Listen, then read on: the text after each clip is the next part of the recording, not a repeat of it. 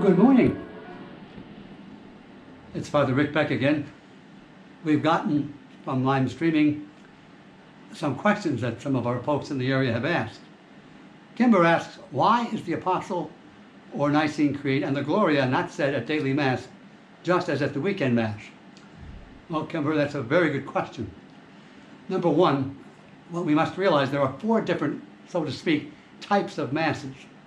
The highest form of Mass is called a Mass like a Holy Obligation Mass on a Sunday, a holy day, Easter, and Christmas. These are the highest forms of Mass, so to speak. And so it's proper to say those two powerful prayers at that particular time.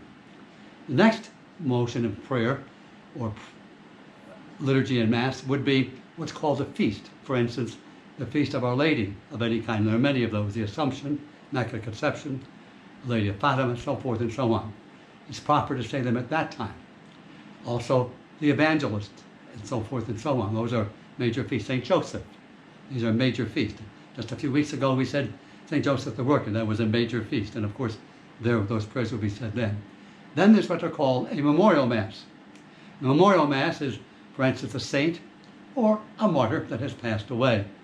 And last, a regular Mass in a sense where there is nothing in particular. They may happen during a weekday.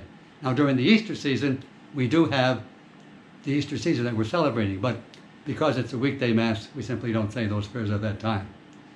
There perhaps are some other cultural reasons. As I was mentioning in today's Mass, this being Tuesday morning, when we're talking to you, the particular Mass of the day, while it was an Easter Mass, is also a Mass that is done during the daily part of the week. And so therefore, it doesn't take on, I suppose, in some people's mind as much importance. But all Masses are Mass for that matter, but that's how they're in a sense ranked. And I leery about using the word rank, but there basically are four kinds of Masses, and those are what they would be.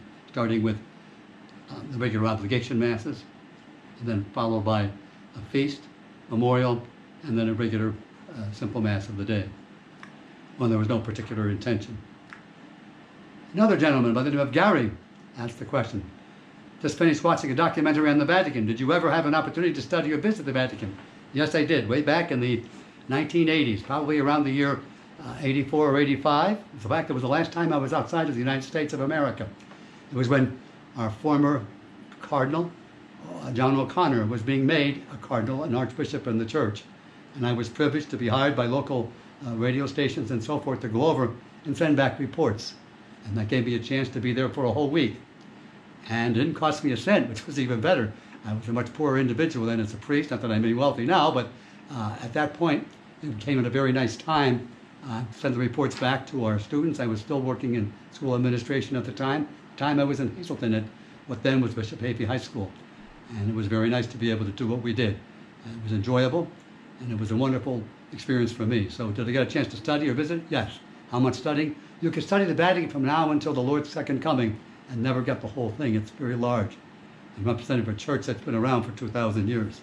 Another question. Why was the name of the church changed from Philomena to Queen of Peace?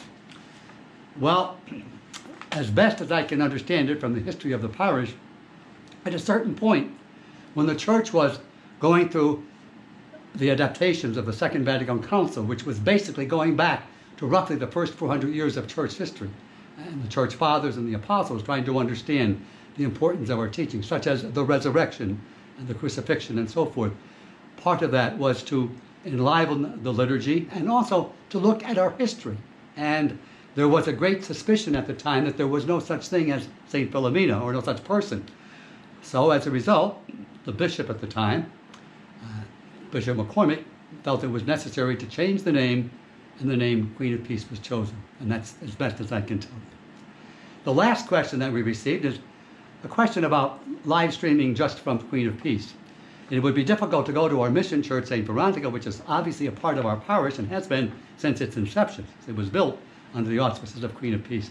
But because of the type of live streaming and the internet that we need and technicalities, it would be very difficult. Plus, resources are being stretched as it is. So we are fortunate to be able to do what we're doing presently, and we'll continue to do so to the best of our capacity. Our hope and prayer is that sometime in the future we'll get back to what we were doing before, but We have to be patient, use common sense, and be happy and thankful for what we do have. God bless you and have a great day. Thank you for answering questions. We'll do the best that we can, but again, we don't always have the answers, but we'll try to find them as we go along. Have a wonderful day, and we'll see you soon.